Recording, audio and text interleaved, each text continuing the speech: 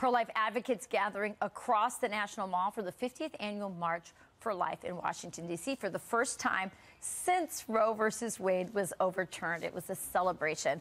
The pro-life movement marching with optimism while setting new goals as they turn their focus to Congress. Joining us now, someone with a close connection to the issue, being given up for adoption and adopting two kids of his own, co-founder of the Radiance Foundation, Ryan Bomberger. Ryan, welcome to the show. I should note, it's not just that you were adopted, you were the product of rape, and you were adopted at 6 weeks old. How, of course, that's impacted your views on life, but tell me more about that before we talk about the march. Yeah, good morning, Rachel. It's so good to be here with you. Yeah, people will ask, well, what makes you pro-life? And I'm thinking, my very beginnings, my birth mom was courageous enough to give me life, even though she experienced the horror and the violence of rape. But she didn't make me a victim of the violence of abortion. So I grew up in a loving family of 15 where we're white, black, Native American, Vietnamese, able, disabled, and we were just loved like crazy. And so now, being a father, married to my favorite person on the planet, Bethany Bomberger, we have 4 amazing kiddos, 2 of whom were adopted, all 4 of whom are loved like crazy. So it's just great to celebrate this huge victory of Roe being overturned. I look at your parents and I'm like, who are they? They sound amazing, amazing.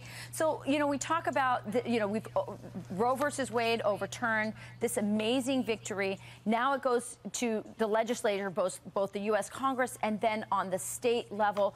What looks like, and the movement talks about making abortion unthinkable. It talks about all kinds of things from from birth all the way down to euthanasia and end-of-life issues. What looks like victory for you moving forward?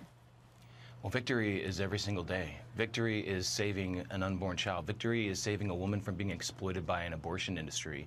Victory looks like 3,000 plus pregnancy centers across the country that care for mother and child, and the father, by the way, and a lot of fatherhood mentoring programs, the 450 maternity homes that are across the country, adoption agencies, single mom, single parent ministries. It looks amazing because it's people pouring out love and compassion to those who are in need, those facing the unplanned. And these things are not insurmountable. And the pro-life movement knows that because it's comprised of a lot of people who've been exactly where those facing unplanned pregnancies are right now. The pro-choice movement really tells women you can't do this. And the pro-life movement tells women, listen, these circumstances are difficult. You can do this. We're going to help you do this. We're going to figure out ways to do this. And that's what needs to happen at the state level.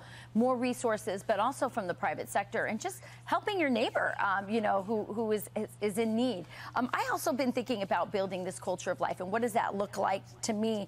I think, Ryan, and I'd love to get your thoughts on this. I think it's about revaluing fertility, revaluing children, motherhood, and families. We're living in an era where, the idea of having a family, young people, it's no longer something they aspire to. We see birth rates crashing, collapsing. Right. Well, when you're told that the world's going to end by the wise sage, I think she goes by the name of AOC, that the world is going to, disappear, we're all doomed. It puts this nihilistic mindset in people's heads and in their hearts, and it's ridiculous. Human life is precious, and it's something to celebrate. It's a blessing. Family is a blessing. Motherhood is a blessing. Even though we live in a day and age where they're trying to erase women and pretend that motherhood is some kind of disease. Yeah. But we love life, and we want to do everything to elevate human dignity. Well, your organization is called the Radiance Foundation. It radiates hope, just like the pro-life movement, and we love that. Thank you so much, Ryan, for joining us this morning. Thank you, Rachel. All right.